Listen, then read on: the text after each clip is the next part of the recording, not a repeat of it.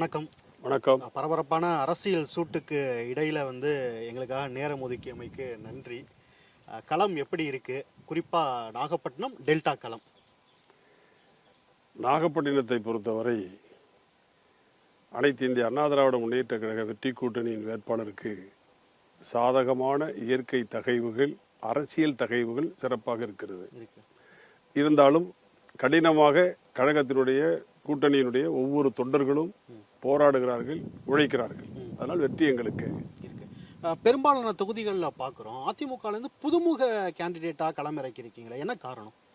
புதுமுக வேட்பாளர்கள் என்று சொல்வதற்கு இல்லை, நாடாளுமன்றத்தில் அவர்கள் சிறப்பாக பணியாற்றிட வேண்டும்.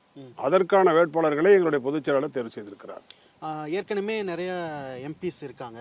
மக்களவையில் உங்களுக்கு ஒரு எம்பி இருந்தாங்க, மாநிலங்களவையில் நிறைய எம்பிக்கள் இருந்தாங்க. அதற்கு முன்பு ஜெயலலிதா அவர்கள் இருந்த காலகட்டங்களில் நிறைய எம்பிக்கள் உங்ககிட்ட இருந்தாங்க. அது போன்ற அனுபவசாலிகள் களமிறக்க வேண்டிய ஒரு தேவை இந்த தேர்தலில் ஏற்படலை அதிமுகவுக்கு? அதாவது புதுமுகங்கள் களத்தில் இறங்குகிற பொழுது அவர்கள் மீது எந்த விதமான பிரச்சனையும் இருக்காது, விமர்சனமும் இருக்காது. அவர்கள் வரவேற்புக்குரியவர்களாக இருப்பார்கள். அது மட்டுமல்லாமல் இப்பொழுது வேட்பாளராக போடப்பட்டவர்கள் எல்லோருமே சிறப்பாக படித்திருக்கிறவர்கள், பன்மொழி பல மொழிகளில் புலமை வாய்ந்தவர்கள். எனவே இளைஞர்களை இறக்குகிற பொழுது அவர்கள் நாடாளுமன்றத்தில் பிரகாசிப்பார்கள், மக்களுடைய வரவேற்பை பெறுவார்கள் என்பதே என்னுடைய நோக்கம். கட்சிக்கு ஒரு புத்துணர்ச்சி தேவைப்படுது. சில பிரச்சனைகளை கடந்து கட்சி இப்போ முழுமையாக ஒரு தலைமைக்கு கீழே நீங்கள் பயணப்பட்டு இருக்கீங்க. நிறைய புதுமுகங்களுக்கு வாய்ப்பு கொடுக்கும் பொழுது கட்சி இன்னும் எடப்பாடி அவர்களோட தலைமையில் கட்டுக்கோப்பாக இருக்குன்னு நம்புறீங்களா? அதாவது அனுபவம் பெற்றவர்களை எல்லாம் தமிழ்நாட்டிற்கு சிறப்பாக ஆட்சி அமைப்பதற்கு சட்டமன்ற உறுப்பினர்களுக்கு அவர்களை பயன்படுத்திக் கொள்ளலாம். நாடாளுமன்றத்திற்கு ஒவ்வொரு முறையும் இங்கிருந்து 1700 கிலோமீட்டருக்கு பயணம் பண்ணணும், அங்கே போய் தங்கணும். அதுவும் டெல்லியை பார்த்தீங்கன்னா எப்போ பார்த்தாலும் வெப்பம் அதிகமாக இருக்கும், குளிர் அதிகமாக இருக்கும், பொல்யூஷன் அதிகமாக இருக்கும், காற்று அதிகமாக இருக்கும், பனிக்கட்டி மழை பெய்யும். அது மாதிரி எல்லாமே ரொம்ப மோசமாக இருக்கும். இதெல்லாம் எதிர்த்து நாடாளுமன்றத்தில் வேற இப்போ ரொம்ப பல பிரச்சனைகள் இருக்கிறது. அதையெல்லாம் சமாளிப்பதற்கு இளைஞர்கள் இன்றைக்கு தேவைப்படுகிறார்கள். புதுமுகங்கள் ரிஸ்க் எடுக்கட்டும், அனுபவசாலிகளுக்கு அந்த அளவுக்கு ரிஸ்க் தேவையில்லை அப்படின்ற மாதிரி புதுமுகங்கள் அனுப்பி அந்த ரிஸ்க் சமாளிப்பதற்கான நடவடிக்கை தான் இது. ஓகே.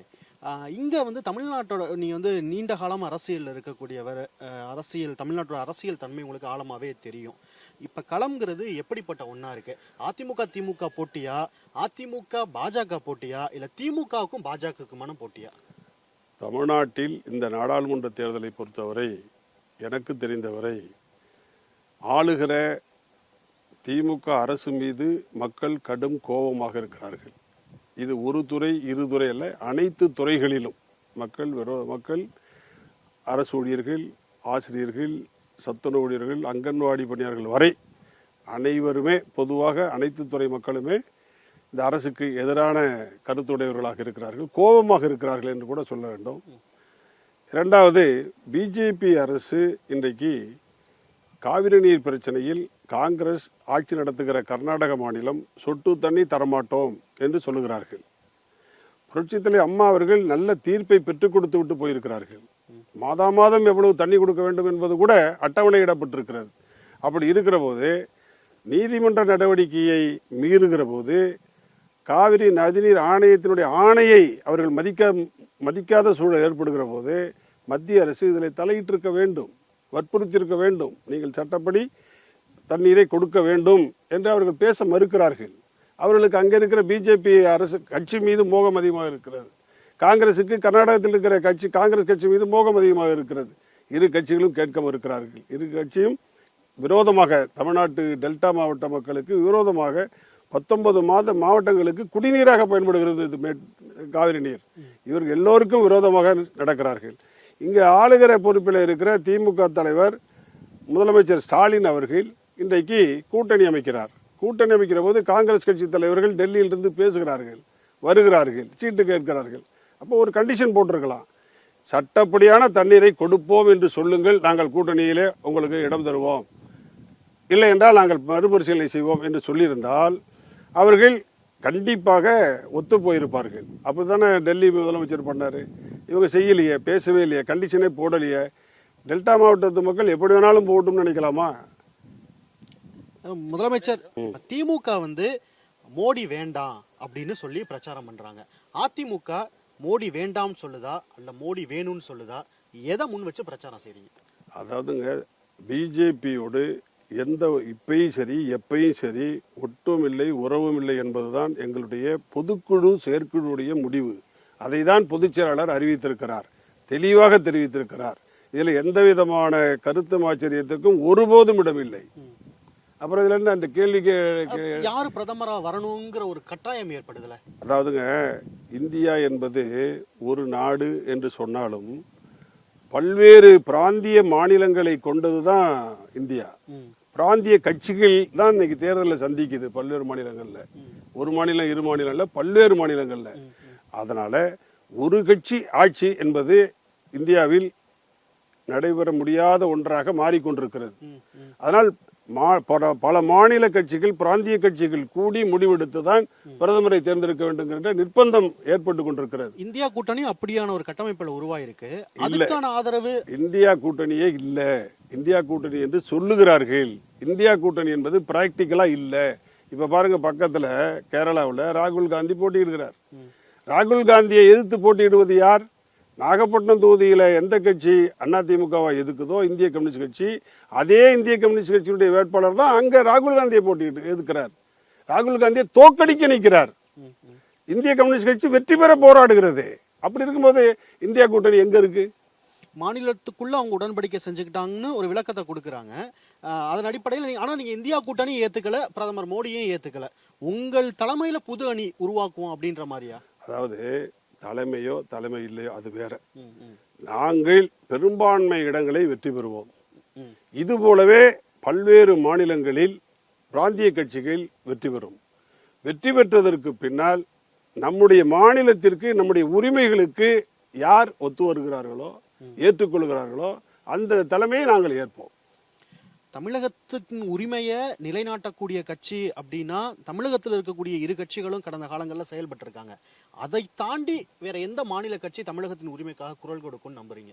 அதாவது மினிமம் அஜெண்டான்னு நம்ம கொண்டு வர்றோம், அதை ஏற்றுக்கணும். அதை ஏற்றுக்கிற கட்சிக்கு ஆதரவு கொடுப்போம், இல்லைன்னா நாடாளுமன்றத்தில் குரல் கொடுப்போம். அதன் அடிப்படையில் இந்த தேர்தலில் பாஜகவை விட்டு நீங்கள் வெளியில் வந்திருக்கீங்க. அது தேர்தல் களத்தில் உங்களுக்கு எப்படிப்பட்ட ஒரு ஃபீல், எப்படிப்பட்ட ஒரு உணர்வை கொடுக்குது? நீங்கள் போய் பார்க்க சேகரிக்கிறீங்க, பிரச்சாரம் பண்ணுறீங்களா, அந்த இடங்கள்ல எப்படிப்பட்ட உணர்வை கொடுக்குது? இன்றைக்கல்ல, எங்களுடைய பொதுச் செயலாளர் என்றைக்கு பிஜேபியோடு கூட்டணி இல்லை, ஒட்டும் இல்லை, உறவும் இல்லை, ஒருபோதும் இல்லை என்று அறிவித்தாரோ அன்றைக்கே அனைத்து இந்திய அண்ணா திராவிட முன்னேற்ற கழக தொண்டர்களின் ரத்தத்தில் புது ரத்தம் பாய்ச்சப்பட்டு விட்டது. அந்த புது ரத்தம்ங்கிறது இப்ப தேர்தல் களத்திலையும் அதே வேகத்தோட. ஆமா, என்னைக்கு பிஜேபியோட கூட்டணி இல்லைன்னு சொன்னாங்களோ அன்றைக்கே அனைத்து இந்த அண்ணா திராவிட முன்னேற்ற தொண்டர்கள் ரத்தத்தில் புது ரத்தம் பாய்ச்சப்பட்டு களம் இன்றைக்கு வேகமாக இருக்கிறது, விவேகமாக இருக்கிறது, சிறப்பாக இருக்கிறது. யாருக்கு எதிராக வாக்கு சேகரிக்கிறோம் அப்படிங்கிறத நீங்க நேரடியாக சொல்வதற்கு இன்னும் வெளிப்படையாக சொன்னால் நல்லாயிருக்கும் அப்படின்னு நான் விருப்பப்படுறேன். ஏன் அப்படின்னா திமுக கூட்டணி அப்படிங்கிறது மோடி வேண்டாம், இந்தியா கூட்டணி வரணும் அப்படிங்கிறத விருப்பப்படுறாங்க. நீங்கள் மாற்று அணி ஒன்று தேர்தலுக்கு பிறகு ஒன்று உருவாகும், அதுக்கு எங்ககிட்ட இருக்கக்கூடிய எம்பிக்களுடைய ஆதரவை நாங்கள் கொடுப்போம், அதன் அடிப்படையில் தமிழகத்தின் உரிமை சார்ந்த ஒரு அரசாங்கத்தை அமைப்போம் அப்படின்னு நீங்கள் சொல்கிறீங்க. ஆனால் இங்கே சமீப நாட்களாக நீங்கள் பார்த்துக்கிட்டு இருக்கீங்க, பாஜகவுக்கும் அதிமுகவுக்கும் இடையிலான வார்த்தை போர் அப்படிங்கிறது உச்சகட்டத்தை எட்டியிருக்கு. அதை எப்படி பார்க்குறீங்க? அதாவது நாடாளுமன்றத்தில் ஆட்சி அமைப்பது என்பது ஜூன் 4ஆம் தேதி ரிசல்ட் வந்ததுக்கு பிறகுதான் அதை பற்றி பேசுவது என்பது சிறப்பாக இருக்கும். ஆனா பிஜேபியோட காம்ப்ரமைஸ் நடக்கும்? No compromise, not at all. எப்பொழுதுமே காம்ப்ரமைஸ், நெவர் நெவர். அதுதான் பிஜேபியினால இப்ப ஏற்றுக்கொள்ள முடியலையா? அண்ணாமலை தேர்தலுக்கு பிறகு அதிமுகங்கிற கட்சியே இருக்காதுன்றாரு. அதிமுக ஜூன் 4ஆம் தேதிக்கு பிறகு அண்ணாமலை தமிழ்நாட்டில் இருக்கிறாரான்னு பார்ப்போம். அது இல்லை ஒரு கேள்வி. நீண்ட நாட்களா சொல்றீங்க அண்ணாமலை தலைவர் பதவியில இருப்பாரான்னு. ஆனா அப்படியான இதுதான் அவருக்கு அவர் எக்ஸாம் எழுதுறாரு. இப்போ கோயம்புத்தூர் சென்டர் பரீட்சை எழுதுறாரு. அவர் ஐஏஎஸ் பாஸ் பண்ணியிருக்கலாம். இது பாலிடிக்ஸ் அப்படிங்கிறதுல மக்களை சந்தித்து மக்களிடம் மார்க் வாங்கணும்ல, அதுதான் அவருக்கு முக்கியம். இங்க வாங்க மாட்டார். ஆமா, இங்க பூஜ்யம் ஆயிடுவார். இந்த தேர்தலில் நீங்கள் இது நாகப்பட்டினங்கிறது இஸ்லாமியர்கள் அதிகமாக இருக்கக்கூடிய ஒரு தொகுதி. மக்கள்கிட்ட போய் நீங்கள் வாக்கு சேகரிக்கும் போதும் உங்கள் நிர்வாகிகள் கூட்டத்தில் பேசும்போதும் சிஏஏ பற்றி சில நாட்கள் பேசுகிறது, நீங்கள் பேசிகிட்டு இருக்கிறது பரபரப்பான செய்தியாக மாற்றப்படுது. அன்னைக்கு என்ன சார் நடந்துச்சு ஆக்சுவலி? அதாவது சிஏஏ அப்படின்னு நாடாளுமன்றத்தில் வந்து மசோதா கொண்டு வரப்பட்ட போது தமிழ்நாட்டில் அதிமுகவில் இரட்டை தலைமை இருந்தது. அன்னைக்கு ஓபிஎஸ் அவர்கள் ஒருங்கிணைப்பாளராக இருந்தார். ஒருங்கிணைப்பாளர் மீன்ஸ் அவர் தான் தலைவருங்கிற மாதிரி. செகண்ட் தலைவர் தான் எடப்பாடியார். அவரோட பையன் ஓபிஎஸோட பையன் நாடாளுமன்றத்தில் உறுப்பினராக இருந்தார், வேற உறுப்பினர் இல்லை.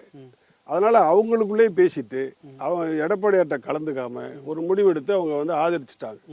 அது அப்பவே எங்களுக்குள்ள கருத்து வேறுபாடு வந்து போச்சு. அதிலிருந்தே ஓபிஎஸ் வந்து இரட்டை தலைமை வேண்டாம், ஒற்றை தலைமை கொண்டு வரணும், இந்த மாதிரி இருந்தாக்கா எப்படி நம்ம வந்து ஒரு முடிவு எடுக்க முடியும், அது மக்கள் வரவேற்கிற முடிவாக உள்ள இருக்கணும், நாளைக்கு வந்து அதிகமான ஆதரவை பெறுகிற மக்கள் நலன் சார்ந்த முடிவாக இருக்கணும், இது இல்லை அப்படின்னு சொல்லி தான் அன்னையிலேருந்து ஓபிஎஸ் மேலே எங்களுக்கு வருத்தம் ஏற்பட்டது. அது நாளடைவில் வெளியே வந்து கடைசியாக அவரை வெளியேற்றிட்டோம். இன்னும் சொல்ல போனால் இப்போ தெரிஞ்சிருப்பாங்க ஓபிஎஸ் என்பவர் பிஜேபியோடு எப்படி நகமும் சதையுமாக இருக்கிறார் என்பது இன்னைக்கு தெரியும். இன்னைக்கு தெரிஞ்சு போச்சுல்ல எடப்பாடியார் எப்படி பிஜேபியை ட்ரீட் பண்றாரு அப்படின்னு தெரிஞ்சு போச்சுல்ல. இன்றைய தினம் வந்து அன்றைய தினம் வந்து மக்களவையில் இருக்கக்கூடிய ஒரு எம்பி ரவீந்திரநாத் எடப்பாடியோட கலந்து ஆலோசிக்காம வாக்கு போட்டாரு அப்படின்றீங்க. ஆனா மாநிலங்களவையில் 11 எம்பிக்கள் அன்னைக்கு வச்சிருந்தீங்க. அவங்க வந்து எடப்பாடி கிட்ட வந்து இது குறித்து டிஸ்கஸ் பண்ணலையா? அதான் ஓபிஎஸ் தான் தலைவர். ஓபிஎஸ் தான் அந்த 11 பேருமே பேசினாங்க. ஓபிஎஸ் சொல்லிடுறாரு முன்னாடியே ஓட்டு போடுங்கன்னு, அதனால அவங்க சைலண்டா இருந்துடுறாங்க. அன்னைக்கு கட்சிங்கிறது ஓபிஎஸ் கட்டுப்பாட்டுல தான் இருந்துச்சு. மாநிலங்களவையில் இருக்கக்கூடிய 11 எம்பிக்களும் ஓபிஎஸ் பேச்சை கேட்டு தான் ஓட்டு போட்டாங்க. மொத்தத்துல ஓபிஎஸ் தானே கையெழுத்தே போட்டாரு, 2 பேரும் கையெழுத்து போட்டாங்க. இருந்தாலும் சொல்றது ஆணைகள் சொல்றது நடைமுறைகளை பின்பற்றுறது இதெல்லாம் வந்து ஓபிஎஸ் தான் பண்ணார். அதன் பிறகு அந்த எம்பிக்கள் மாநிலங்களவை எம்பிக்கள் வந்து எடப்பாடி அவர்களோட தலைமையை ஏற்றுக்கொள்வதற்கு என்ன காரணம்? ஓபிஎஸ்ஸின் பேச்சை கேட்டவர்கள் பின்னால் எப்படி இபிஎஸ் பக்கம் வந்தார்கள்? அதாவது ஒட்டுமொத்த மாவட்ட செயலர்கள், தலைமை கழக நிர்வாகிகள், பொதுக்குழு உறுப்பினர்கள் எல்லோருமே ஒற்றை தலைமை வேணும், அது எடப்பாடியார தான் இருக்கணும் அப்படின்னு சொல்லும்போது அப்புறம் எல்லாரும் பின்பற்றி தானே ஆகணும். சிஏஏ அப்படிங்கிறது வந்து அன்றைய தினம் ஓபிஎஸ்ஸால் முடிவெடுத்து ஓபிஎஸ்ஸால் அமல்படுத்தப்பட்டது அப்படிங்கிறத நீங்க வந்து உறுதியா அதுதான் நடந்தது அப்படின்னு சொல்றீங்க. உறுதியா தெளிவுபட நாங்க அதை தெரிவிக்கிறோம். எடப்பாடி அவர்கள் வந்து சட்டமன்றத்திலையும் அது குறித்த ஒரு விளக்கத்தை கொடுத்திருந்தாங்க. அப்ப திமுக எதிர்கட்சி அப்படிங்கிற இடத்துல இருக்காங்க. தேர்தல் காலகட்டங்கள்ல இந்த சிஏஏ அப்படிங்கிறது நமக்கு எதிராக அமையும் அப்படிங்கிறத எடப்பாடி அவர்கள் எப்ப உணர்ந்தாங்க? அதாவது சிஏஏங்கிறது வந்து பொதுவா அதனால தமிழ்நாட்டில் எந்த ஒரு சிறுபான்மை மக்களும் 2021 சட்டமன்ற தேர்தலின் முடிவு வந்து சிஏஏ வேண்டாம் அப்படின்னு அதுக்கு சொல்லவில்ல. சிஏஏனால தமிழ்நாட்டில் ஏதாவது ஒரே ஒரு சிறுபான்மை மக்கள் பாதிக்கப்பட்டாங்க அப்படின்னு சொல்லிக்கா சொல்லுங்க. இல்லை, அவங்க அச்சப்பட்டார்கள்.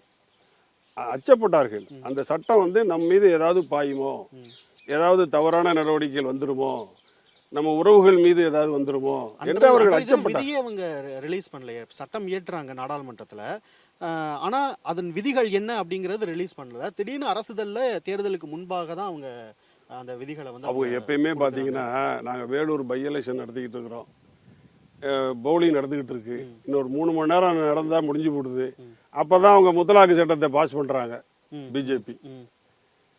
இல்லைன்னா அன்னைக்கு வேலூர் தொகுதி நம்ம ஜெயிச்சிருக்க வேண்டியது. கடைசி 3 மணி நேரம் ஓட்டுப்பதிவில் மாற்றம் ஏற்படுது. அந்த மாதிரி தேர்தல் ஒவ்வொரு தேர்தல் வரும்போதும் அவங்க ஒரு பாம்பு போடுவாங்க. அது வந்து பெரிய அட்டாமிக் பாமா இருக்கும். சிஏஏ, பொது சிவில் சட்டம், இது முத்தலாக்கு, நீங்க பாத்தீங்கன்னா எல்லாமே ஒரு தேர்தல் கார்னர்ல தான் வச்சு பண்ணுவாங்க. நீங்க அதிமுக வலிமையான கூட்டணி கட்சி, நாடாளுமன்றத்தில் பல நேரங்களில் அவங்கள சப்போர்ட் பண்ணியிருக்கீங்க. பாஜகவை அந்த இடத்துல கட்டுப்படுத்த முடியலையா? ஏன் திமுக பிஜேபி ஆதரிக்கலையா? அங்கே மந்திரி சபையில் கேபினட் மந்திரியா இல்லையா?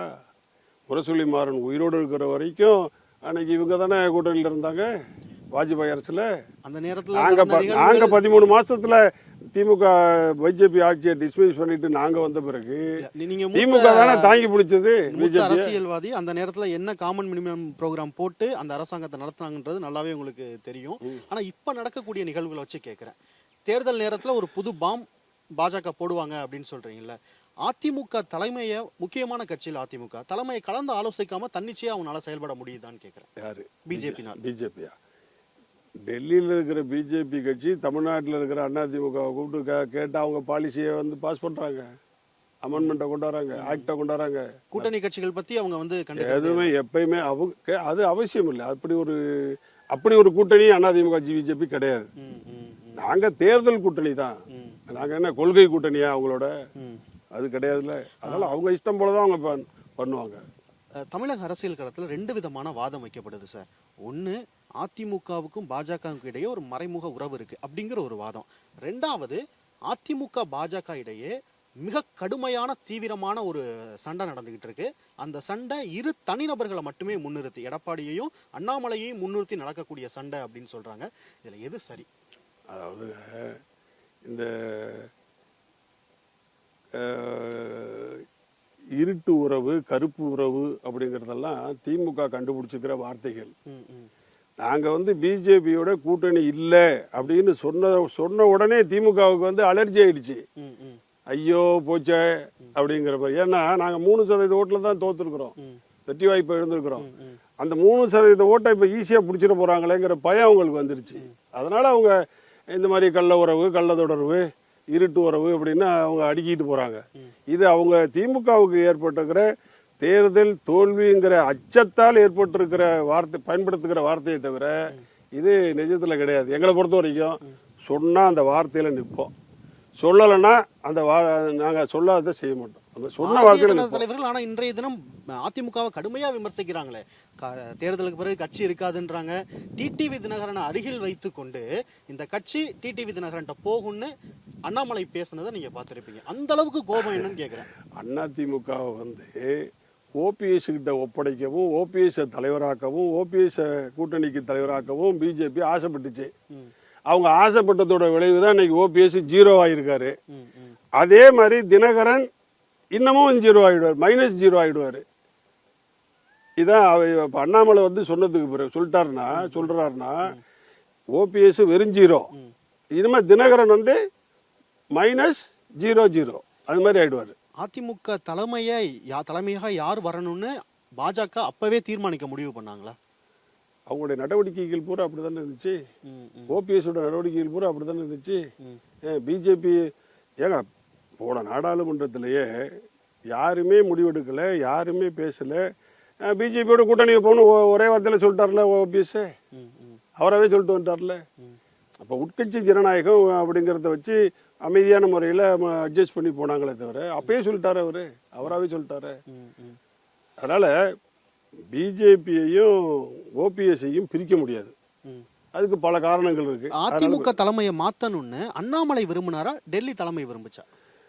அது அந்த ஆண்டவனே நினைச்சாலும் அதிமுக தலைமையை மாற்ற முடியாது. அதுக்கு யாரும் பிறக்கல. இது எம்ஜிஆருடைய கட்சி. அதிமுகங்கிறது புரட்சித் தலைவர் எம்ஜிஆருடைய தொண்டர்கள். அந்த வேட்டியை ஒரு காலமும் அந்த தொண்டை மாற்ற மாட்டான். எத்தனையோ இடர்பாடுகள் வந்துச்சு, எத்தனையோ ஏற்றத்தாழ்வுகள் வந்துச்சு. ஆனால் அதிமுக தொண்டை இந்த கரவேட்டியை மாத்தினது கிடையாது. தலைவர்கள் வேணா மாட்டிட்டு போவாங்க, தொண்டர்கள் ஒருபோதும் மாத்தாத கட்சி அதிமுக. அதனால இந்த கட்சி புரட்சி தலைவர் எம்ஜிஆர், புரட்சி தலைவி அம்மாங்கிற 2 வார்த்தை ஞாபகம் இருக்கிற வரைக்கும் தமிழ்நாட்டில் அதிமுகவை ஆட்டவோ அசைக்கவோ எவராலையும் முடியாது. தேர்தல் தொடங்கும் போது நல்லா கவனிச்சிருப்பீங்க, எடப்பாடி அவர்களுடைய பிரச்சார கூட்டங்கள்ல திமுகவை விமர்சித்தல் அப்படிங்கிறது முதன்மையானதாக இருக்கும். தேர்தல் களத்தை திமுக அதிமுக அப்படிங்கிற அடிப்படையில் அவங்க கொண்டு போனாங்க.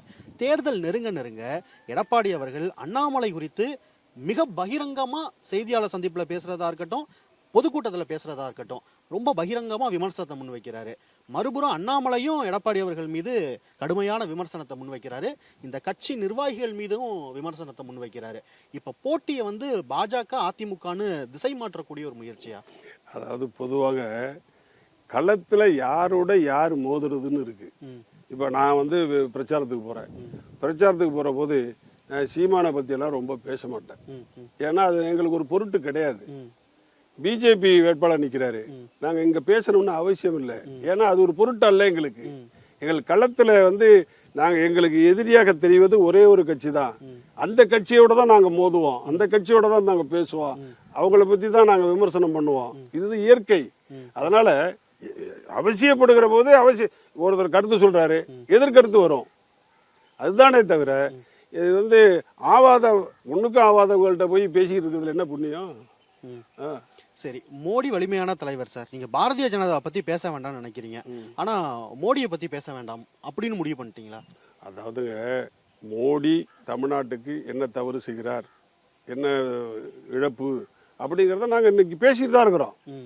இப்ப காவிரி நீர் பிரச்சனையில சொட்டு தண்ணி தரமாட்டேன்னு சொல்ற கர்நாடகத்தை ஏன் பிஜேபி கேட்கல? ஏன் இந்த மாவட்ட மக்கள் பாடா போட்டுன்னு நினைக்கிறீங்களா அப்படின்னு கேட்கிறோம். கேட்காம இல்லை. ஏன்னா பிஜேபிங்கிற கட்சி மேல விமர்சனத்தை அதிகமா முன்வைக்கிறீங்க. மோடிங்கிற தனிநபர் மீதான விமர்சனம்ங்கிறது அதிமுகவின் முக்கிய தலைவர்கள் முன்வைக்கப்படலைங்கிற ஒரு குற்றச்சாட்டு இருக்கு. அது நீங்க சொல்றது தவறு. மோடின்னு சொன்னாலும் பிஜேபியை சேரும், பிஜேபின்னு சொன்னாலும் மோடியை தான் சேரும். மோடியை மையமா வச்சுதான் பிஜேபி, பிஜேபி வச்சுதான் மோடி. அதனால ரெண்டையும் நீங்க பிரிச்சு பார்க்காதீங்க.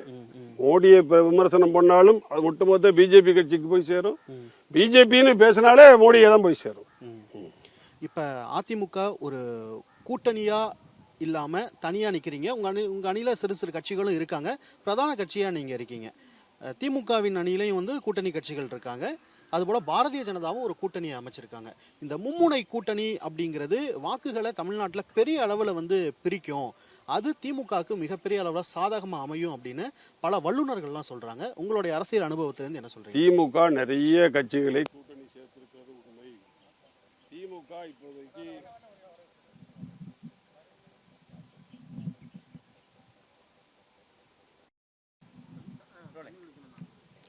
பரவாயில்ல முடிச்சிருவோம். ஒரே ஒரு கேள்வி தான். தமிழ்நாட்டில் மும்முனை கூட்டணி கடந்த முறை உங்க அணியில இருந்த பாமக உங்களுடைய வெற்றிக்கு உதவி இருக்காங்க, ஆனா இந்த முறை உங்க அணியில அவங்க கிடையாது. இந்த மும்முனை கூட்டணி அப்படிங்கிறது திமுகவுக்கு தான் பெரிய அளவிலான அட்வான்டேஜ் அப்படின்னு பலர் கணிச்சிருக்காங்க. உங்களுடைய பார்வை? அதாவதுங்க, கூட்டணி அப்படின்னு பார்த்தீங்கன்னா திமுக பல கட்சிகளை கூட்டணி சேர்த்திருக்கிறார்கள், ஆளுங்கட்சியாக இருக்கிறார்கள். அவர்களுக்கு பொருளாதாரம் என்பது உதவியாக, பக்கபலமாக, வசதியாக இருக்கிறது. இதெல்லாம் கரெக்ட். எல்லாமே நாங்கள் வீக்கு. ஆனால் அனைத்து இந்திய அண்ணா திராவிட முன்னேற்ற கழகம் என்பது மக்களோடு வைத்திருக்கிற கூட்டணியை வைத்திருக்கிறோம். மக்கள் எங்கள் பக்கம் இருக்கிறார்கள், மக்கள் எங்களை நேசிக்கிறார்கள், மக்கள் நாங்கள் வர வேண்டும் என்று விரும்புகிறார்கள், மக்கள் திமுக கூட்டணி மீது கோபமாக இருக்கிறார்கள், அக்னி கணையாக இருக்கிறார்கள் திராவிட முன்னேற்ற கழக கூட்டணி மீது. இதுக்கு 1000 காரணங்கள் இருக்கிறது. அவர்களுடைய குற்றச்சாட்டுகளுக்கு, அவருடைய எண்ணங்களுக்கு 1000 காரணங்கள் இருக்கிறது. அதனால மக்களோடு நாங்கள் கூட்டணி வைத்திருக்கிறோம், மக்கள் எங்களோடு இருக்கிறார்கள். அதனால் நாங்க தான் பலமானவர்கள், நாங்கள் வெற்றி பெறுவோம். அந்த நம்பிக்கை உங்களுக்கு இருக்கு அப்படின்றீங்க? 100%. நிறைவா தமிழகத்துல பாஜகவுக்கு நீங்க ஒரு களம் அமைச்சு கொடுத்தீங்க. இப்போ உங்களுக்கு இடையிலான ஒரு சண்டை அப்படிங்கிறது நடந்துகிட்டு இருக்கு. இப்போ நடக்கக்கூடிய சூழலை கடந்த காலத்தோட ஒப்பிட்டு பார்க்கும்போது என்றாவது ஒரு நாள் ஏன் பாரதிய ஜனதாவை சேர்த்து கொண்டோம் அப்படின்னு வருத்தப்படக்கூடிய நாள் உங்களுக்கு வந்திருக்கா? நீங்க கேள்வி கேட்கிற நீங்க ஒரு விஷயத்தை மறந்துட்டு கேட்குறீங்க. பிஜேபியோடு ஒட்டி உறவாடிய கட்சி திமுக. மந்திரி சபையில் கேபினெட் அமைச்சர்களாக திமுகவில் 5-6 பேர் இருந்த கட்சி திமுக. பலகாலம் ஆளுங்கட்சியாக பிஜேபி இருக்கிற போது அதோடு அரசியல் பயணம் செய்தவர்கள் திமுக. நீங்க அவங்கள பார்த்து இந்த கேள்வி கேட்கணும், எங்களை கேட்கவே கூடாது. இதே வார்த்தையை எடப்பாடி அவர்கள் கூட்டத்தில் பேசியிருக்காங்க. நாங்க அடையாளம் காட்டின கட்சி அப்படின்னு பாரதிய ஜனதாவை. அதாவது அவர் பேசியிருக்கலாம், தப்பு இல்லை. ஆனால் உண்மை இதுதான். தமிழ்நாட்டு அரசியல் கட்சிகளில் அதிக காலம் பிஜேபியோடு டெல்லியில் ஆளுகிற கட்சியாக, அதில் அமைச்சர்களாக பயணம் செய்தவர்கள் திமுகவை சார்ந்தவர்கள். அதை யாரும் மறுக்க முடியாது. அதில் இல்லை, அதிமுக பாஜகவோட பயணப்பட்டதை நினைத்து இப்போ நீங்கள் வருத்தப்படலை கடந்த காலங்களில்? அதாவதுங்க, பிஜேபியை நாங்கள் 13 மாத ஆட்சியில் வாஜ்பாய் அரசை டிஸ்மிஸ் செய்திருக்கிற கட்சியும் அதிமுக, பயணம் செய்திருக்கிற கட்சி அதிமுக. எங்கள் பயணத்தில் அவர்கள் போக்கு நடவடிக்கை சரியில்லை என்கிற போது நாங்கள் மாற்றிக்கிறோம், அவ்வளவுதான். உங்களுடைய பல தகவல்கள் அப்படிங்கிறது வந்து கடந்த காலத்தில் கலைஞர் அவர்கள், ஜெயலலிதா அவர்கள் இருவருடன் அரசு அவங்க முன்னெடுத்த அரசியல் வியூகம் அப்படிங்கிறத மையப்படுத்தி உங்களோட பதில்கள் சொல்லியிருந்தீங்க. ஆனால் இப்போ நடந்து இருக்கக்கூடிய அரசியல் மாற்றம் அப்படிங்கிறது தமிழக அரசியல் களத்தில் புதுவிதமான ஒரு சூழலை உருவாக்கும். திராவிட கட்சிகளே இந்த தேர்தலுக்கு பிறகு இருக்காது அப்படின்னு ஒரு தேசிய தலைவர் பேசக்கூடிய அளவில் உருவாயிருக்கு. அதை எப்படி பார்க்குறீங்க? திராவிட கட்சிகளே இந்த மண்ணில் இருக்காதா? அதாவதுங்க, பேசுகிற பேச்சு இருக்க, அது வந்து பொருள்பட பேசினாதான் அது பேச்சாக இருக்கும். இல்லைன்னா இது ஏதோ ஒன்று கத்தும் பாருங்க, ஒன்று கத்து கண்ணா பண்ணான்னு ஓடிக்கிட்டே கத்திக்கிட்டே போயிட்டு இருக்கோம். நான் பேர் சொல்ல விரும்பல, அந்த மாதிரி தான் இருக்கும் அந்த பேச்சு. இன்னும் பச்சையா சொல்லிட்டுமா, கழுதை கத்துன மாதிரி தான் இருக்கும் அந்த பேச்சு. இவ்வளவு தூரம் விமர்சிக்கக்கூடிய அளவில் உங்க மனதை புண்படுத்தி இருக்காங்களா? இது என்னங்க, வேணும்னா தான் வேணும், வேண்டாம்னா வேண்டாம் தான், அப்புறம் என்ன உறவு இருக்கு? சரி, நீங்கள் வந்து கிராமப்புறங்களுக்கெல்லாம் பயணப்படுறீங்க சார். தமிழ்நாட்டோட குறிப்பாக டெல்டா பகுதியோட நிறைய கிராமங்கள் உங்களுக்கு தெரியும். எங்கேயாவது பிஜேபியினுடைய சின்னத்தையோ கொடியையோ உங்களால் பார்க்க முடிந்ததா? தமிழகத்தில் நிறைய இடங்களில் அவங்களுடைய மத்திய தலைவர்கள் வந்து ரோட் ஷோ நடத்துகிறாங்க, ஆதரவு பெரிய அளவில் பெருகிட்டு வருது அப்படின்னு சொல்கிறாங்க. நீங்கள் எப்படி பார்க்குறீங்க? அதாவது ஊருக்கு ஊர் திருவிழா நடக்கும், திருவிழாவுக்கு எல்லாரும் வருவாங்க, வீட்டுக்கு போனோன்னா அவங்க வீட்டுக்கு போயிடுவாங்க. இதுதான் திருவிழாவில் நடக்கிறது, அதான் ரோடு ஷோ. இது ஒரு திருவிழா. ஆமாம், இந்த திருவிழாவில் வந்து விருந்தினர்களா பாரதிய ஜனதாவின் தலைவர்கள் வர்றாங்க. திருவிழா பார்க்க எல்லாருமே வருவாங்க. திருவிழா முடிஞ்சோன்னா அவங்க வீட்டுக்கு போயிடுவாங்க, அவங்கவுங்க எண்ணங்களோட அவங்களுடைய கொள்கையோட வீட்டுக்கு போயிடுவாங்க. அது இது திருவிழாவில் நடக்கிற வான வேடிக்கைக்கெல்லாம் நம்ம வந்து மதிப்பிட முடியாது. அந்த திருவிழாவை நடத்துகிற பெரிய தலைவர்களே நாங்கள் தான் அப்படின்னு அவங்க கிளைம் பண்ணுறாங்களே. அதெல்லாம் எல்லாம் செட்டப்பு தான். திருவிழா நடத்துறது திமுக அதிமுக தான் தமிழ்நாட்டை பொறுத்த வரைக்கும். அதான் திருவிழா நடத்துகிறாங்க, ரோட் ஷோ நடத்துகிறாங்க, எல்லாம் செட்டப்பு தான். எங்களுக்கு தெரியாதா என்ன நடக்குதுன்னு? நன்றி சார், உங்களுடைய நேரத்தை எங்களோட பகிர்ந்து கொண்டு பல்வேறு விஷயங்களை ஷேர் பண்ணிட்டீங்க. நன்றி. நன்றி.